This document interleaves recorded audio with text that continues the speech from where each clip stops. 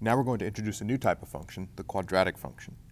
Quadratic functions have lots of applications in physics and business and other areas. They are not quite as common as linear functions, but still very important. Let's start with a definition.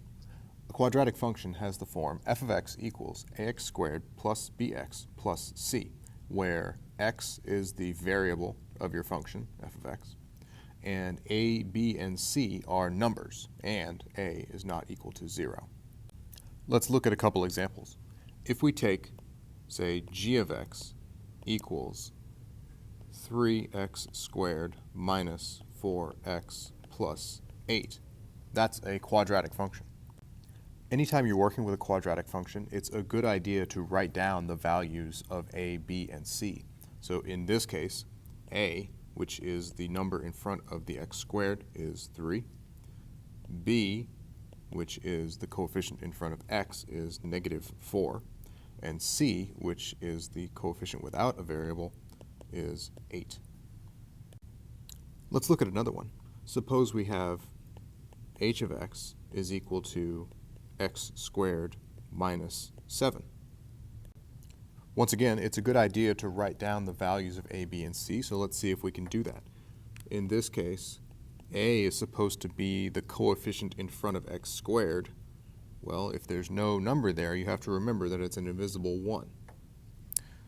b is supposed to be the coefficient in front of the x term. Now, if we look here, we don't see an x term. And what that means is that b is equal to 0. If we go over here to our general expression, if we put 0 in for b, it would cancel off. And then lastly, c is the constant on the end, negative 7. So when making a quadratic function, by choosing different values for a, b, and c, you end up with different functions, and they'll have different behaviors. Let's look at one last example. Let's take f of x equals just x squared. This is what I like to consider the basic quadratic function. If you look at the previous examples that we've seen, a quadratic function doesn't have to have an x term like we saw with h of x here.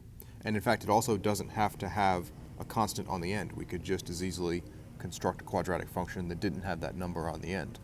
But every quadratic function has to have a squared term. That's what this thing about a not being 0 is about. And so if you want the simplest quadratic function possible, then you can ignore the x term and the constant term and just have a squared term, and then have the simplest coefficient that you can in front, which would be 1. So if we were going to write down a, b, and c for this function, a is 1. b, since there is no x term, must be 0. And c, since there's no number on the end, is also 0. Now we're going to talk about some of the graphical properties that quadratic functions have. First of all, the graph of a quadratic function is called a parabola. And what they look like is a bowl kind of shape, as we've laid out here. In fact, what we're looking at here is the graph of the basic quadratic function, f of x equals x squared. Now what this function does is it takes the input value and it squares it. So we can see that in the graph, f of 2 is 4 because 2 squared is 4. f of 3 is 9 because 3 squared is 9. On the other side, f of negative 2, well, negative 2 squared is still positive 4. Similarly, negative 3 squared is positive 9, so these functions will never take on a negative value. The shape of a quadratic graph is determined by the values for a, b, and c. If we pick different values for a, b, and c, we get different quadratic functions and thus different graphs. What we're going to do is take a second and examine what effect each of those 3 constants has on the effect of the graph. So right now we're looking at f of x equals x squared, which has a equal to 1 and b and c equal to 0.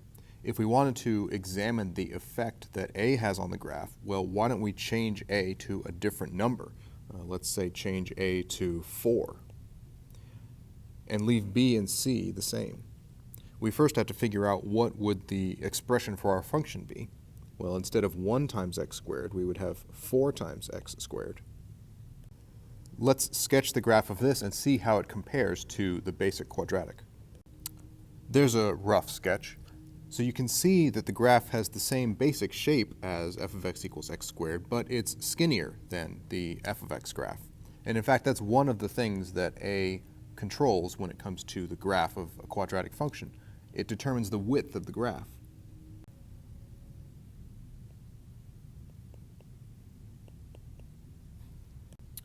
Let's look at another one.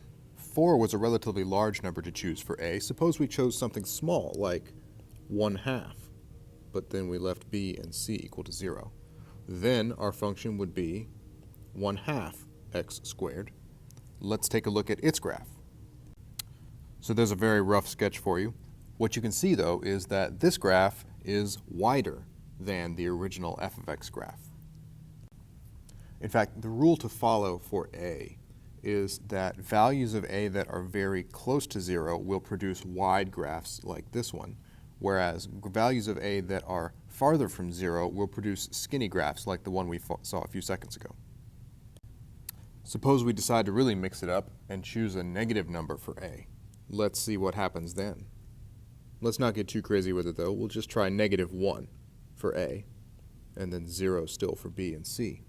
In that case, the function would be -1 times x squared, or just -x squared. Let's take a look at the graph.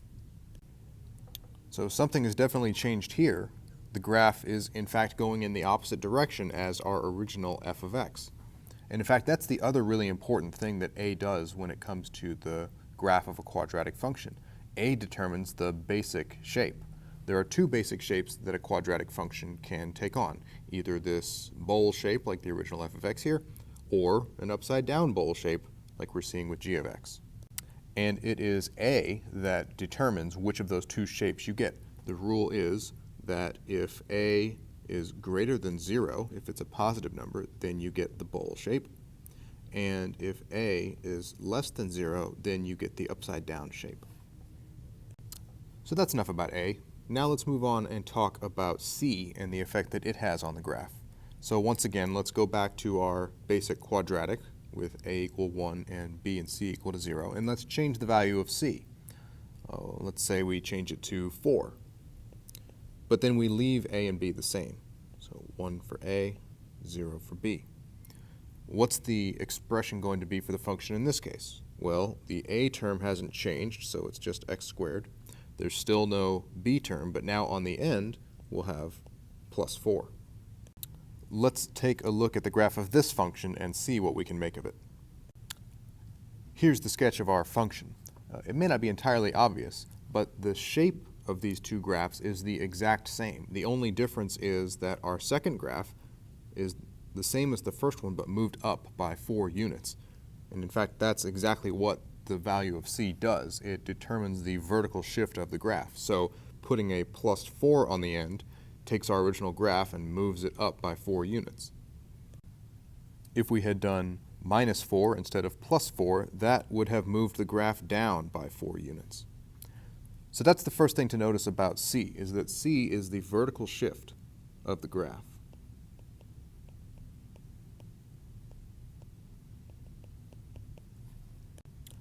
There's one other very important fact about c, which is that it's also the y-intercept.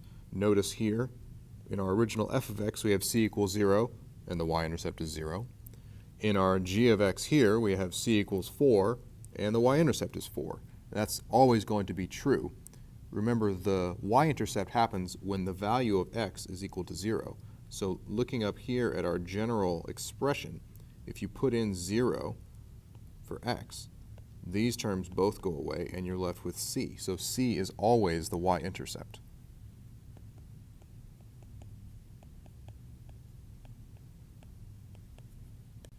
This is important in applications because a lot of the time the y-intercept will represent your starting place or your initial condition.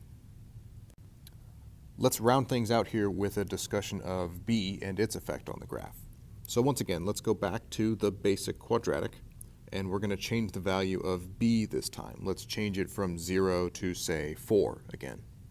So in that case, we would have a equals 1, b equals 4, and c equals 0 still. So our expression for the function is going to be x squared, that's unchanged, plus 4x, and then plus 0, so we don't need anything on the end. Before we take a look at its graph, let's think about the aspects that we've covered already. With A, we determined the width and the basic shape of the graph. And with C, we have covered the vertical shift of the graph. So the only thing really left to talk about is horizontal shift. So we would hope that if B was equal to 4, that should shift the graph 4 units to the right.